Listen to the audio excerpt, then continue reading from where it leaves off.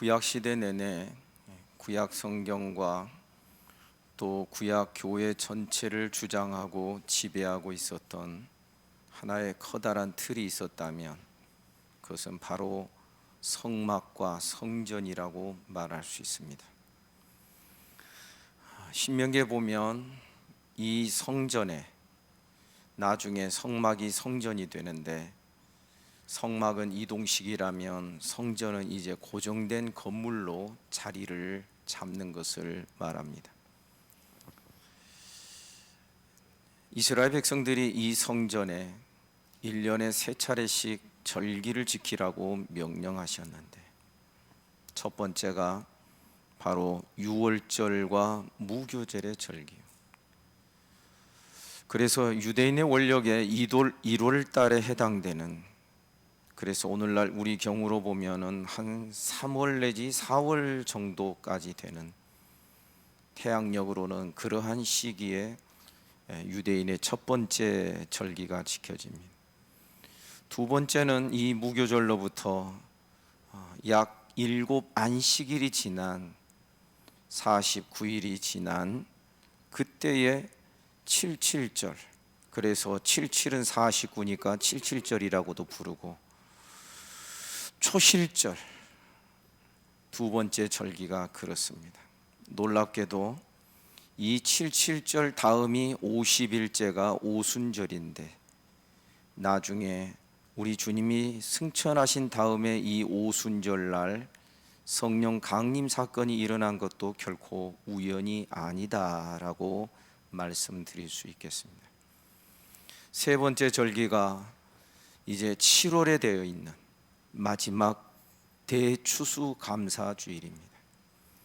그때는 장막절이라고도 하고 초막절이라고도 하고, 이스라엘 자손들이 그때는 집에 거하지 아니하고 움집처럼 초막을 만들어 놓고 거기서 한 주간을 거해야 되는, 바로 이러한 마지막 절기의 의미는 여러분도 잘 아시다시피 우리가 이 땅이 영원토록 자리 잡을 곳이 아니다라는, 그리고 우리의 마지막 때가 이 순례자의 길의 끝에 있다라고 하는 것을 암시해 주는 그 절기가 바로 이 초막절, 장막절이라고 말할 수 있습니다. 이 이스라엘의 새 절기를 지키는 데 있어서 하나님은 성소에 와서 성전에서 그것을 지키라고 명령하셨습니다. 모든 예배의 장소와 절기의 중심이 성소, 성전이 됩니다.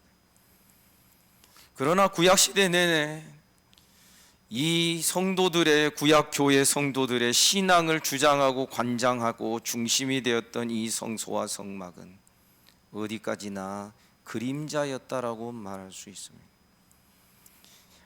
하늘 성소를 시내산에서 하나님이 모세에게 보여주신,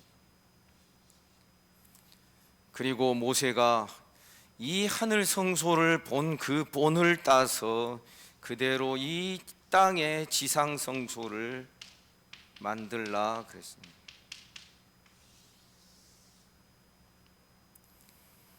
구원 역사를 보면 이 지상 성소에서 하늘 성소로 나아가는 이 과정,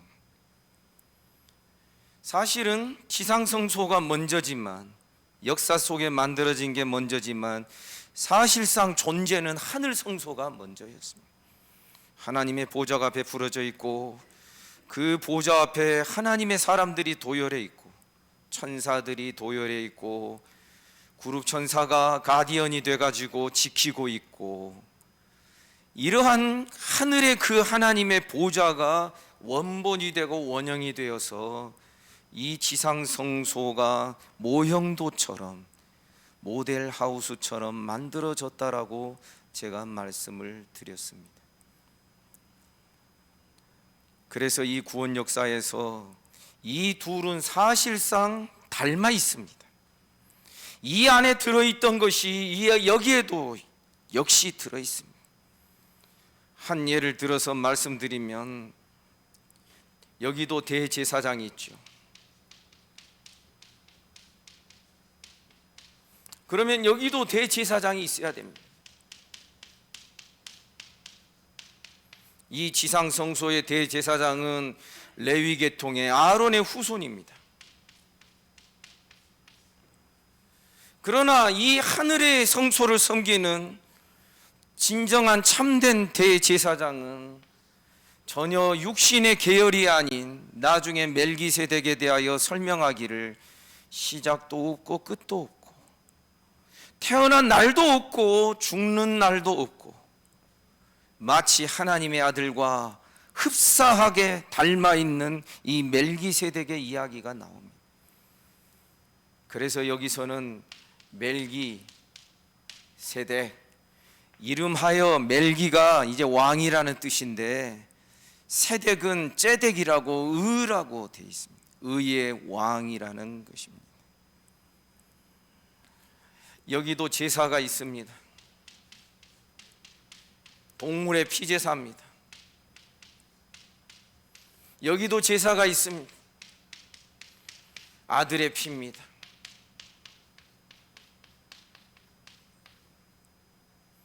여기도 언약이 있습니다. 이것을 옛 언약, 시내산 언약이라고 부릅니다. 여기도 언약이 있습니다. 새 언약입니다. 그래서 예수께서 성만찬 제정하실 때 잔을 가지고 말씀하셨습니다. 이것은 너희를 위하여 흘리는 바 새 언약의 피니라 그랬습니다. 그래서 이렇게 사실상 이 구조와 이 구조는 닮은 꼴로 되어 있습니다. 여기에 있던 게 여기에서 진짜 실체로 나타나는 것입니다. 여기서는 물로 씻기도 하고 재를 뿌리기도 합니다. 재를 물에 타서 마시기도 해서 증거가 없는 죄에 대하여서는 재를 성소에 있는 이 번제단의 재를 가지고서 물에 타서 마시게 합니다. 그러면 그 속에 자기가 죄를 지었으면 그 창자가 썩어 들어가서 그 사람이 죽게 됩니다. 도대체 제가 무슨 효과가 있길래 그러겠습니까? 여기에 있는 모든 것들은 결국 여기에서 다 실체로 드러나고 나타나게 되어 있습니다. 이 히브리서는 이것을 우리에게 말합니다. 그래서 대제사장에 대하여 논의를 할 때에도 이 지상성소에 있었던 대제사장은 그들의 연약함으로 말미암아 수요가 많았다 그랬습니다. 이게 무슨 뜻이냐면 대제사장의 임기는 죽을 때까지입니다. 그래서 혹시 옛날 한국 교회 안에 목회자의 임기는 죽을 때까지 해야 된다라고 그것에 근거하여 주장한 이상한 이야기도 있었습니다. 그런데 그것은 아닙니다. 목사는 대제사장이 될 수가 없습니다. 그래서 이 죽으면 바뀌고 그러기 때문에 저들의 수요가 많았는데 이 자체가 온전한 시스템이 아니었다라는 것을 말합니다. 그러나 우리의 대제사장이신 예수 그리스도는 십자가에서 죽으시고 부활하셔서 이제 다시는 죽지 아니하실 줄을 믿습니다. 그러니 대제사장의 임기가 죽을 때까지인데 예수님은 이제는 다시는 죽으실 수 없으니 영원한 대제사장이다라고 히브리서에서 분명히 못 박아 말하고 있는 것입니다. 이 지상 성소의 대제사장의 숫자는 많았지만 그러나 이제 하늘 성소의 대제사장은 이제 한 분의 체계로 영원까지 가게 되는 것입니다. 여러분 믿습니까? 이 지상 성소에서는 동물의 피제사가 드려졌습니다. 날마다 매일 드리는 상번제가 있습니다. 1년에 한 번 백성들의 죄를 속하는 대속죄일이 7월 10일 날 유대인의 원력으로 7월 10일 날 이제 송아지 두 마리를 갖다가 한 마리는 안수하여 백성들을 위하여 죽게 하고 한 마리는 아론도 자기도 죄인인지라 자기를 위하여 속죄의 제사를 드리게 되어 있습니다. 그러나 우리 주 예수 그리스도는 우리와 같은 육체를 가지셨으나 따라 삽시다. 죄는 없으시니라. 그래서 자기를 위하여 제사 드릴 필요가 없었습니다. 그래서 이 예수의 이 십자가의 피의 제사는 구약의 동물들의 제사에서 그 수요가 많고 여러 번 반복되고 그 매우 많은 짐승들이 죽어져야 했던 그 제사와는 달리 이제 신약의 제사는 히브리서에 이런 표현이 나옵니다. 단번에 영원한 속죄의 제사를 이루셨다. 한 번으로 다 모든 것이 다 완료되고 끝나는 이것이 아들의 피제사다. 언약에 대하여서도 옛 언약은 하나님이 천사를 통하여 주신 말씀이었습니다. 하나님이 천사를 통하여 시내산의 두 돌판에 십계명을 새겨 주셨습니다. 옛 언약의 말씀은 돌판에 새겨진 말씀이지만 이 새 언약의 말씀은 우리들의 마음에 새긴다 그랬습니다. 여러분, 어느 것이 더 낫고 더 탁월한 방식입니까? 오늘 본문 10절에 보니 이렇게 말씀이 나옵니다. 또 주께서 이르시되 그날 후에 내가 이스라엘 집과 맺을 언약은 이것이니 내 법을 그들의 생각에다가 세팅해 주고 그들의 마음에 이것을 기록할 것이니라. 그렇게 해서 나는 그들에게 하나님이 되고 그들은 내게 백성이 되리라. 성경 다른 곳에 보면 하나님의 말씀을 저들의 마음에 두고 저들의 생각에 기록해 주시는 방법은 성령으로 됩니다.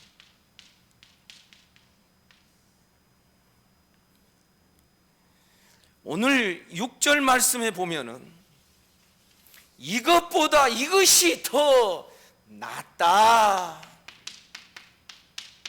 비교급을 분명히 쓰고 있습니다. 왜냐하면 5절에 그들이 섬기는 것은 하늘에 있는 것의 모형과 그림자다. 모형과 그림자를 섬기는 방식들보다 이제 하늘의 실체, 그 실체를 섬기는 방식은 6절에 보니 그는 더 아름다운 직분을 얻으셨다. 더 나은 제사장이 되십니다. 구약시대의 대제사장은 늘 수요가 많아지는 이유가 죽고 또 바뀌고 그랬지만 예수님의 대제사장 되심은 히브리서 4장에 보면 큰 대제사장이라고 부릅니다. 아니 무슨 진짜 순 참기름 뭐 이런 표현과 비슷하잖아요. 대제사장인데 큰 대제사장이라고 예수님을 말합니다. 그것은 무엇이냐면 이제 예수님 이후에 다른 대제사장이 있을 수 없기 때문에, 그리고 다른 제사장들은 하나님의 약속을 따라 레위와 또 아론의 자손들에게는 하나님이 약속으로 제사장 직분을 받았지만 이 멜기세덱의 계열을 따른 이 대제사장 되시는 예수님은 이제 하나님이 맹세로 세우신 대제사장이, 시편 110편에 보면 하나님이 맹세하여 이르시기를 그랬습니다. 히브리서 저자가 그것을 매우 중요한 하나님의 단호한 어떤 맹세로 설명을 하면서 레위족 속의 제사장들은 맹세 없이 그저 약속으로만 제사장이 됐지만 이 멜기세덱의 반차를 따르는 예수님의 대제사장 되심은 하나님이 맹세하셨다. 맹세. 그리고 히브리서 저자는 말합니다. 맹세는 자기보다 큰 것을 두고 맹세하지 않느냐. 쉽게 말하면 내가 있어도 그만 없어도 그만 어떤 이런 거 물건 가지고 나 거짓말 안 했어 맹세할게 이러는 사람 없다는 거예요. 자기에게 정말 소중하고 자기보다 큰 것에 대하여 맹세를 하는데, 하나님은 맹세하실 때 어떻게 하셨냐면 당신 자신보다 큰 존재가 없기 때문에 자기를 가리켜 맹세하셨다는 것입니다. 내가 나를 두고 맹세한다. 내가 나를 가리켜 맹세한다. 그래서 하나님의 이 변하실 수 없는 이 맹세에 근거하여 예수님이 대제사장 되셨는데, 그것도 큰 대제사장이 되셨는데 이런 것들이 더 아름다운 직분을 얻었다라는 이 표현 속에 들어있는 것이고, 그리고 그는 더 좋은 약속으로 세우신 더 좋은 언약의 중보시라. 더 좋은 언약이라는 것은 옛 언약보다도 새 언약이 더 훨씬 더 충만하고 낫다라는 것입니다.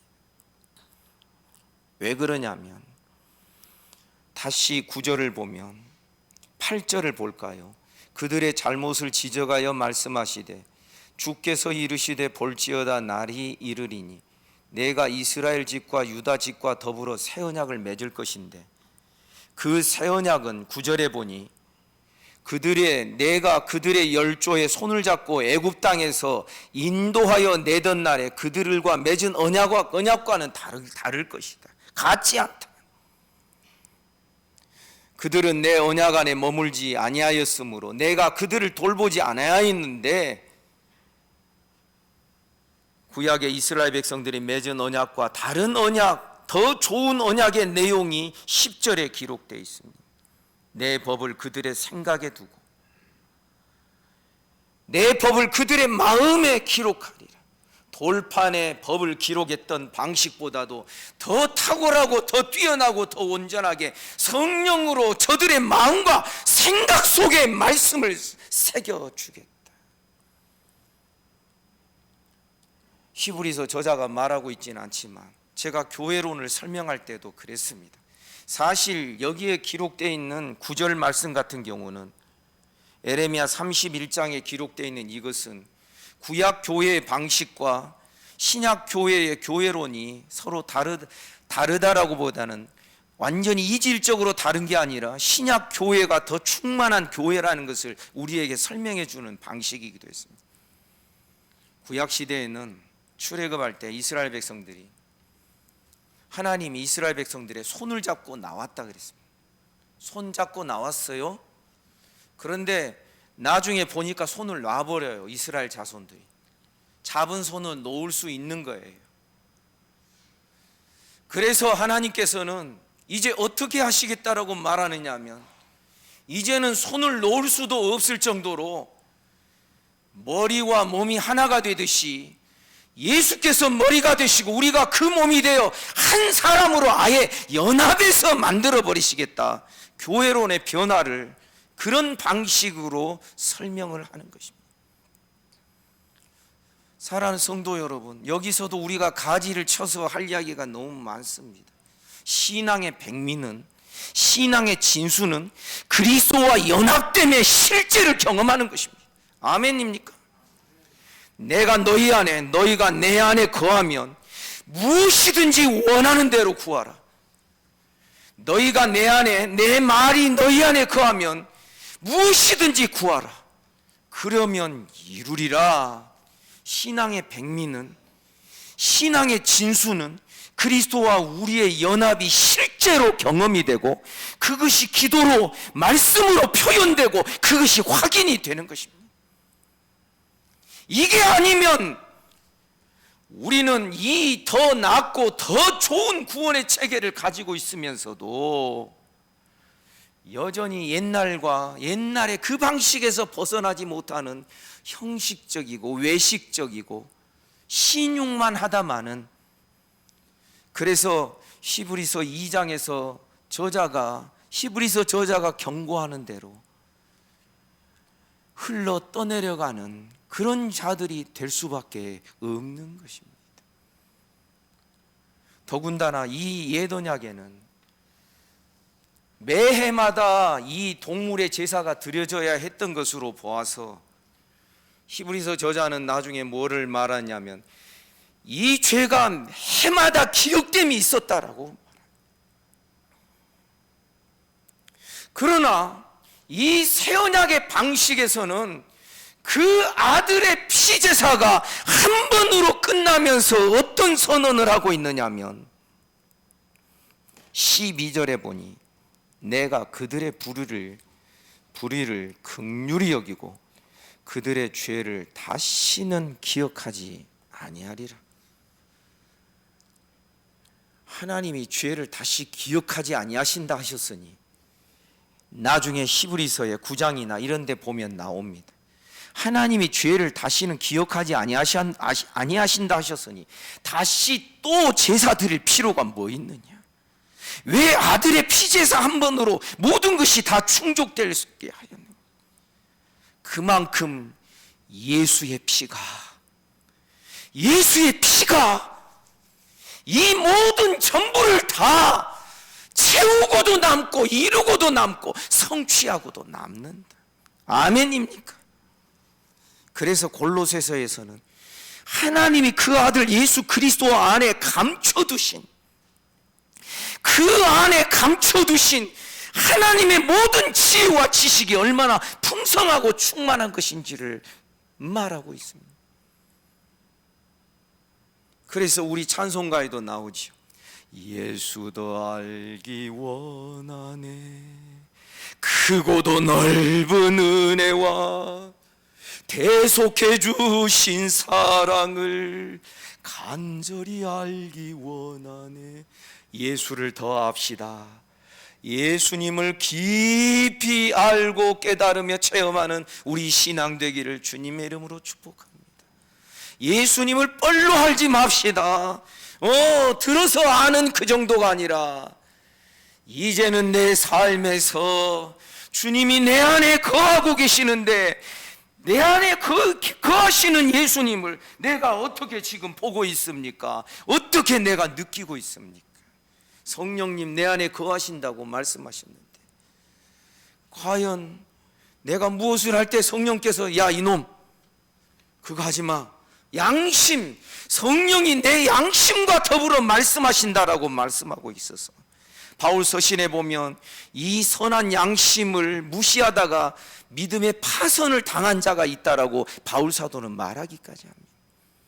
우리의 양심 속에서 양심의 헬라어 원문에 보면 둘이 함께 다투는 거예요. 양심은 그냥 하나만 있는 게 아니에요. 내 안에서 함께 다투는 것이 있는 게 양심인 거예요. 그 자리에 누가 계신다? 주님이 계신다. 그 자리에 성령님이 계신다. 아멘입니까? 그래서 우리 알아야 돼요. 신앙은 갈등이 있는 거예요. 갈등이 없이 되려면은 이미 우리의 구원이 완료돼서 통일되어서 천국에 갔던가, 아니면 우리 안에 갈등이 전혀 필요 없이 가나안 거민들에게 완전히 다 정복돼서 신앙이니 뭐니 다 팔아먹고 다 잊어버렸거나, 둘 중에 하나인 거예요. 이 세상 사는 동안에 로마서 7장 마지막 부분에 있는 것처럼 계속해서 갈등이 있는 게 사실인 거예요. 영과 육의 싸움이 있고, 죄의 법을 좋아하는 나와 하나님의 법을 좋아하는 또 하나의 내가 마치 가나안 거민과 이스라엘이 서로 다투며 싸우는 것이 구약의 역사의 중요한 그 흐름을 이루는 것처럼 우리의 삶도 역시 마찬가지인 거예요. 사랑하는 여러분, 지금 히브리서에서 사용하는 이 비교급의 표현, 더 나은 직분, 더 나은 언약, 더 나은 피, 더 나은 성소, 예수께서 십자가에 달려 죽으실 때에 휘장이 찢어지고 그 휘장이 마태복음에 보면 위에서 아래로 찢어졌다. 그 부분 제가 설명드린 거 기억하실 줄 압니다. 사람이 찢었으면 한 높이가 2점 몇 미터이기 때문에 밑에서 찢어지는 것이 당연한데 성경은 이런 것까지도 자세한 거지요. 위에서부터 아래로 찢어지니라. 아멘입니까? 그것을 가지고 성경학자들은 이것은 하나님이 찢으신 것이다. 이 지상 성소에는 휘장이 가로막혀 있었어요. 그러나 이제 하늘 성소에는 휘장이 갈라지고 그리스도께서 그것을 찢으시고 그 길을 걸어가신 거예요. 실제로 이 하늘 성소의 모습이 요한계시록에 약간 묘사가 되어 있는데 지상 교회 여러 형편들, 1장부터 3장까지 계시록에 다 기록이 돼 있죠. 그러다가 4장에 가서는 하늘문이 열리면서 성령이 말씀하시기를 요한 사도에게 올라와라 그랬습니다. 올라가니까 제일 먼저 보이는 것이 바로 하나님의 보좌였습니다. 뭡니까? 이 하나님의 보좌 앞에 막혀있는, 가로막혀있는 휘장도 없고 그것이 다 제거된, 클린업된 하나님의 보좌가 보이는 것입니다. 또 나중에 성경에 암시되어 있는 표현을 보면 하나님의 성소, 하나님의 보좌 앞에 무엇이 있어요? 앞에 크리스탈 바다가 있는 거예요. 유리 바다. 그래서 하나님의 보좌 앞에 나아가기 위하여서는 그 바다를 지나가는데, 그래서 이스라엘 자손들이 시내산에서 하나님과 언약을 맺기 전에 홍해 바다를 지났구나. 우리도 하나님과 새 언약을 맺기 위하여 우리도 바다를 지난 경험이 있는데 그것이 바로 우리가 예수 그리스도와 합하여 받은 세례구나. 이 세례를 통하여서 이 크리스탈 바다, 유리 바다를 지나면서, 여러분 아시죠? 거룩한 성 그 노래에 보면 또 내가 보니 그 유리 바다와 나오잖아요. 응? 그래서 성경은 이렇게 다 보면 짝이 없는 것이 없고, 아멘입니까? 다 짝이 있고 제자리가 있고 서로 연결되어 한 덩어리로, 한 줄거리로 이야기하는 것들이 바로 성경 말씀입니다.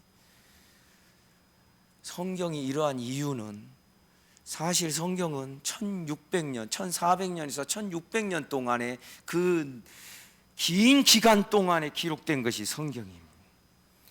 인간 저자가 동원된 것도 40여 명 이상입니다. 그렇게 다른 사람에 의하여 기록됐고, 여러 문화와 여러 시대와 언어도요, 성경에 3가지 언어로 기록이 되어 있어요. 히브리어하고 아람어하고 그리고 헬라어예요. 이 헬라어도 참 묘하게, 헬라어도 여러 지역 방언이 있는데 곧 사라져 없어질 방언을 가지고서 이 헬라어가 기록이 됐어요. 여기에는 하나님의 특별한 해석학적 안목이 있으시다라고 성경 언어를 공부하는 사람들은 이제 그런 이야기들을 하게 됩니다. 여러분, 우리 알아야 돼요. 성경이 다 이렇게 서로 짝이 있고 그 흐름이 다 연결이 되고, 이 구약의 체계와 신약의 체계의 이 구원의 제도를 이런 식으로 비교하면서 서로 연결하고 서로 이렇게 설명될 수 있는 근거는, 이사야서에 보면 이런 말씀이 있어요. 너희는 여호와의 책을 자세히 읽어보라. 하나도 그 짝이 없는 것이 없고 하나도 빠진 것이 없느니라. 이는 여호와의 입이 이것을 명하셨고 그의 신이 이것들을 모으셨기 때문이니라. 아멘입니까? 사랑하는 여러분, 구약시대에 이때를 그림자요 실체요 신약을, 여러분 하나님께서 이 구원 역사를 이렇게 이끌어 가실 수 있는 근거가 뭔 줄 아십니까? 이것을 통해서 우리가 확인할 수 있는 게 뭡니까? 하나님은 이 모든 역사의 주인이 되신다. 아멘. 이 모든 역사를 좌우하시는 권세가 하나님께 있기 때문에 구약 역사에서 그림자를 먼저 던져 놓으셨고, 신약에 와서는 그 그림자의 실체를 하나님께서 그것을 펼쳐 가시면서 이것들을 성도들에게 다 이해시키기 위하여 이런 일을 하실 수 있는 분은 오직 창조주 하나님, 이 세상을 다스리시는 만왕의 하나님밖에는 이런 일을 하실 수 있는 분이 없다라는 것을 여러분 아셔야 됩니다. 그래서 여러분, 성경을 공부하고 연구하고 깨달으면 깨달을수록 우리는 성경이 하나님의 말씀인 것을 무릎을 치며 감탄하게 되는 것이고, 이 성경을 인간의 언어로 기록하게 하신 하나님의 놀라우신 그 사랑과 그 섭리, 이 성경을 통하여 하나님이 어떤 분이신 것을 우리에게 보여주기를 원하시는 그 하나님의 마음을 이 말씀들 속에서 우리가 그것을 깨닫고 얻을 수 있어야 되는 것입니다. 그런데 더 나은 구원의 체계를 가지고 있으니 우리 어떻게 하자는 말이냐? 오늘 아침의 말씀과 같습니다. 이때도 구원이 있습니다. 그런데 이게 연약했다라고 말하지만 사실은 이 체계가 연약한 게 아닙니다. 언약의 내용이나 이 모든 제사의 방식이 부실해서가 아니라 이 언약의 대상자인 사람들의 문제가 그렇게 컸기 때문에 이쪽은 결국은 패하게 되는 것입니다. 모든 연약함, 구약시대는 제가 말씀드렸습니다. 다 준비해 놓고, 자, 환경도 다 만들어 놨어. 니네 어디 가면 뭐가 있고 다 지도까지 다 줬어. 니네들 스스로 해봐. 할 수 있겠니? 할 수 있습니다. 그런 거예요. 무슨 뜻이냐면 신약 시대에는 성령을 주셔서 우리 힘으로 하는 것이 아니라 성령으로 하도록 하셨다면 이때에는 성령을 주신 사람들이 왕이요 제사장이요 선지자들에 불과한 것입니다. 그러니 여러분, 지금 성령을 주시고 예수의 그 아들의 피 이런 것이 더 나은 이 제사의 방식과 성령의 능력과 역사가 우리에게 주어진 것은 우리가 그만큼 부실한 존재요, 그만큼 아무리 은혜를 줘도 구약시대 방식에서는, 성령이 주어지기 이전의 방식에서는 만나를 거두어 먹어도 그게 나중에는 아무런 효과가 없어요. 반석을 쳐서 물을 마셨는데도 그것이 이내 목마름이 또 시작이 되고 그러면 다 까먹고 다 잊어버려요. 소용이 없어. 성령으로 하나님의 하신 일과 하나님의 법을 저들의 마음에 새겨주시기 있잖아요. 여기에 기록하여 주신다고 했는데 원문에 보면 이것은 마치 철필, 아시죠? 철필로, 금강석 같은 이 끝이 아주 그런 철필로 아예 돌판에다가 막 새겨버리는 것을 말하는 거예요. 아예 깎아가지고 그냥 새겨버리는 거예요. 마음판에다가. 이렇게 우리를 여기에서 이쪽으로 인도하기를 원하신 하나님께서 옛날에 천사들을 통하여 주셨던 말씀도 말씀을 불순종하고 어겼을 때는 공변된 이에 합당한 보응들을 이스라엘 자손들이 받았다 그랬습니다. 하물며 이 모든 날 마지막에 이제는 말씀도 성령을 따라서 그 아들을 통하여 주신 그 말씀인데, 천사를 통하여 주신 말씀이 아니라 이것을 우리가 등한히 여기면 우리는 흘러 떠내려갈 수밖에 없다 그랬습니다. 사랑하는 여러분, 그렇게 해서 우리는 알아야 됩니다.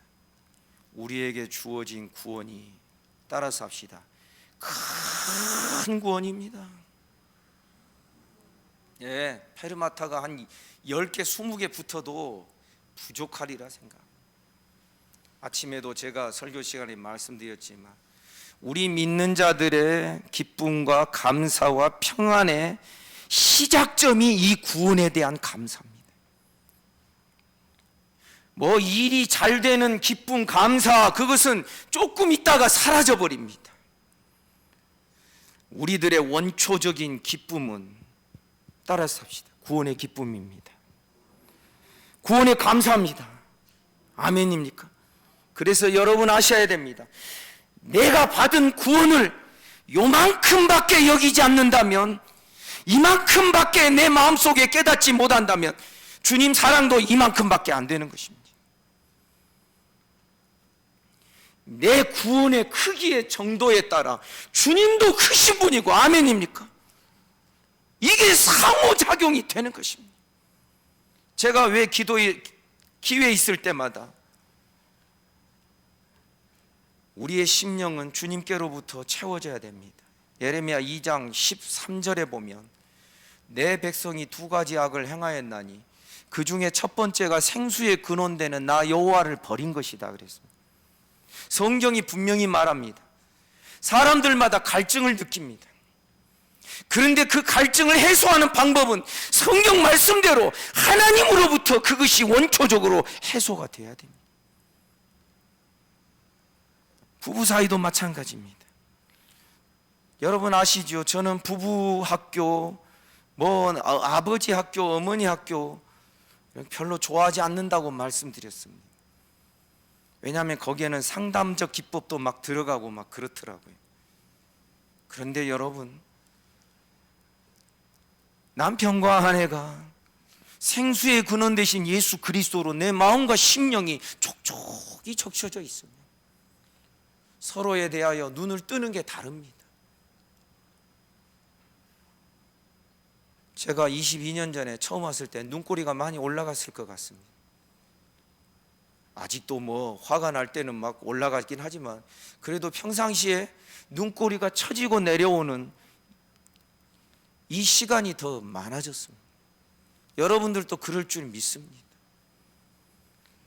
생수의 근원된 여호와를 버린 것이 이스라엘의 가장 근원적인 바로 그 죄였다면, 거꾸로 우리가 하나님으로 말미암아 이 생수가 하나님의 보좌로부터 에스겔서에 보면 막 흘러나옵니다. 그 생수로 내 마음이 적셔지면 남편이 아내를 바라보는 눈빛이 달라지고, 아내가 남편을 보는 눈빛이 달라지고, 서로를 바라보며 서로의 약점과 약한 것들을 바라보는 눈빛이 달라지게 되고, 그래서 어쩌면 우리 주 예수 그리스도께서 십자가상에서 기도하셨던 것처럼 아버지여 저들을 용서해 주시옵소서, 저들은 자기들이 하는 일을 알지 못하나이다. 여러분, 그렇게 태도가 달라질 수 있다라고 저는 믿어 의심치 않습니다. 사랑하는 여러분, 히브리서 저자가 이런 것들을 설명하는 것은 신학적인 체계를 설명하고자 함이 아니라 이 모든 것이 이제는 우리들의 실제 속에서 어떤 역할을 해야 되냐, 큰 구원, 영적 침체 가운데 빠져있는 자들에게 저들이 받은 구원이 작은 구원이 아니라는 것을 알려주고 싶어 했습니다. 영적 침체 가운데 빠져있는 자가 말씀을 잘 듣겠습니까? 그래서 그 말씀을 등한히 여기지 말라고 말씀합니다. 영적 침체 가운데 빠진 자가 교회에 나오는 것이 여러분 즐겁겠습니까? 히브리서 10장 24절 25절에 보면 서로 돌아보아, 그러니 이제는 서로 돌아보아 사랑과 선행을 격려하고 모이기를 패하는 어떤 사람들의 습관처럼 하지 말자. 무슨 일 있으면 예배부터 축소시켜, 예배부터 안 나와, 기도에 안 나와, 사람에게 하는 거 아닌데도 모이기를 패하는 어떤 사람들의 습관처럼 하게 되면 벌써 내가 가지고 있는, 내가 받은 구원이 그렇게 큰 것이 아닌 것으로 여기기 때문에 에게게 교회가 이런 곳이야, 함부로 조롱하는 말들을 할 수밖에 없다라는 것입니다. 사랑하는 여러분, 저는 이 히브리서가 끝날 때까지, 우리 새벽기도 본문에서 끝날 때까지 우리 성도들이 하루에 한 번 정도는 히브리서 1장부터 13장까지 계속해서 반복해서 몇십 번을 읽으셨으면 좋겠다 생각합니다. 이 안에 현대교회 목회가 저는 다 들어있다라고 오래전부터 깨달았습니다. 그래서 제자훈련 포기하고, 그리고 상담학도 포기하고 오직 말씀으로만, 아멘입니까? 사랑하는 여러분, 이 말씀 안으로 들어가서 하나님이 우리에게 주신 이 은혜들이 어떤 것인지를 깊이 깨닫는 은혜가 있기를 주님의 이름으로 축복합니다. 그래서 우리 눈이 열려야 됩니다. 우리 귀가 열려야 됩니다. 가슴이 열려야 됩니다. 이 구원을 크게 보는 자는 주님이 크게 보이기 때문에 그렇습니다. 예수의 피, 그 아들의 피가 크게 보이기 때문에 그렇습니다. 예수의 보혈로 우리 죄 씻음 받았다고 하는데 여러분 아시지요? 많이 탕감받았다고 생각하는 자는 더 많이 사랑한다 그래서 사람마다 체감이 다르다라는 것을 주님이 말씀하신 것입니다. 어떤 사람은 500데나리온의 빚을 탕감받았습니다. 어떤 사람은 1만 달란트의 빚을 탕감받았습니다. 바리새인 시몬에게 예수께서 질문했습니다. 시몬아, 너는 이 두 사람 중에 누가 더 그 주인을 더 사랑하겠느냐? 이 바리새인의 시몬의 집에 예수께서 들어오셨을 때 이 시몬은 발 씻을 물도 주지 않았지만은 그 동네의 유명한 죄인이었던 한 여인은 이 예수의 발에 눈물을 쏟으면서 자기 머리털로 머리카락으로 예수의 발을 닦은 이 모습이 이 바리새인의 시몬의 눈에는 비난거리가 되고 비판의 대상이 됐던 것입니다. 네가 생각할 때에는 누가 그 주인을 더 사랑하겠느냐? 많이 탕감받은 자니이다. 아멘입니까? 여러분, 내가 받은 탕감을 크게 보시고 깨달으시는 은혜가 있기를 주님의 이름으로 축복합니다. 골짜기가 깊어야 봉우리가 높은 것처럼 내 죄가 얼마나 깊고 내가 얼마나 교활한 존재인지를 깨달으면서 그것이 깊이 깨달아질 때에 이러한 죄인을, 이런 약점과 이 부족함이 있을 것을 이미 다 알고 계시면서도 나를 부르신 그 하나님의 은혜와 사랑의 은혜가 봉우리가 하늘 끝까지 닿는 그러한 사무치는 우리가 되기를 주님의 이름으로 축복합니다. 은혜가 풍성하고 충만하면 우리의 삶의 기름칠이 되어 있는 기계와 같습니다. 별다른 소리 안 납니다. 사랑하는 여러분, 이 모든 설명을 통하여서 결국은 실제 속에서 이것을 히브리서 저자가 강조하고자 하는 것을 여러분 유념하시고 이번 한 주간 동안 내내 내가 받은 구원을 크게 느끼며 깨달을 수 있는 그 우리가 되기를 주님의 이름으로 축복합니다. 그리고 그 큰 구원에서부터 감사가 크게 나오고 기쁨이 크게 나오고 평안이 크게 나오는 저와 여러분 우리 모두가 되는 이 신앙의 이론이 아니라 실제를 경험하는 우리 모두가 되기를 주님의 이름으로 축복합니다. 기도하겠습니다.